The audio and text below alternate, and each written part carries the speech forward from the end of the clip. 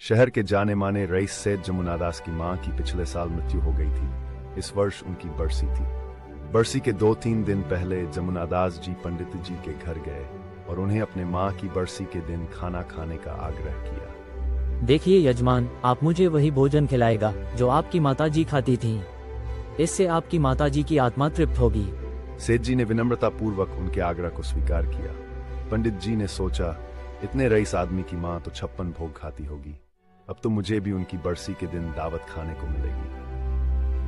हर्षातिरेक के कारण वे ये बात अपने तक सीमित नहीं रख पाए, पंडिताइन को भी ये बात बता दी। नियत समय पर पंडित जी सेठ जमुनादास जी की कोठी में पहुंचे। सेठ जी ने बड़े आदर भाव से पंडित जी के पैर छुए और उन्हें अपने साथ घर के अंदर लेकर जाने लगे। सेठ जी की कोठी के बड़े से आंगन में पंडाल लगा हुआ था। स्वादिष्ट व्यंजनों की महक से पूरा वातावरण सुवासित था। पंडित जी के मुंह में पानी आ गया। दरअसल सेठ जी ने अपनी मां की पहली बरसी में सैकड़ों लोगों को बुलाया था।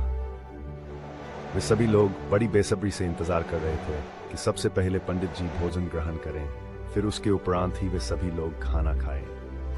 अपने को जैसे तैसे नियंत्रित कर पंडित जी सेठ जमुनादास के पीछे पीछे चल रहे थे। सेठ जी उन्हें एक बड़े से कक्ष में ले गए, उन्हें एक आसन पर बिठाया और उनके चरण धोए। फिर अपनी पत्नी को भोजन ले आने का इशारा किया। सेठ जी की पत्नी भोजन लेकर आई। भोजन में खिचड़ी, सब्जियों के नाम पर करेले की सब्जी और सहजन की फली की सब्जी, बूंदी का रायता और फल के रूप में कटा हुआ पपीता था।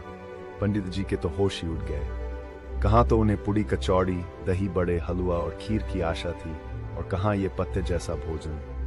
पंडित जी को हतप्रभ देखकर सेठ जमुनादास जी बड़े ही श्रद्धा पूर्वक बोले, पंडित जी भोजन ग्रहण कीजिए, क्योंकि आपके कहे अनुसार माँ जैसा भोजन करती थी वैसा ही भोजन आपके सामने परोसा गया है।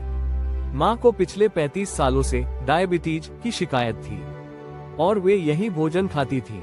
ये सुनकर पंडित जी बुरी तरह से खिसिया गए। वो खून के घूंट पीते हुए भोजन के कौर जैसे तैसे अपने गले के नीचे उतारने लगे। वो अपनी चाल में खुद ही फंस गए थे और वो दोष भी किसे देते, क्योंकि उनके यजमान सेठ जमुनादास जी उनकी ही कही बातों का पालन ही तो किया था।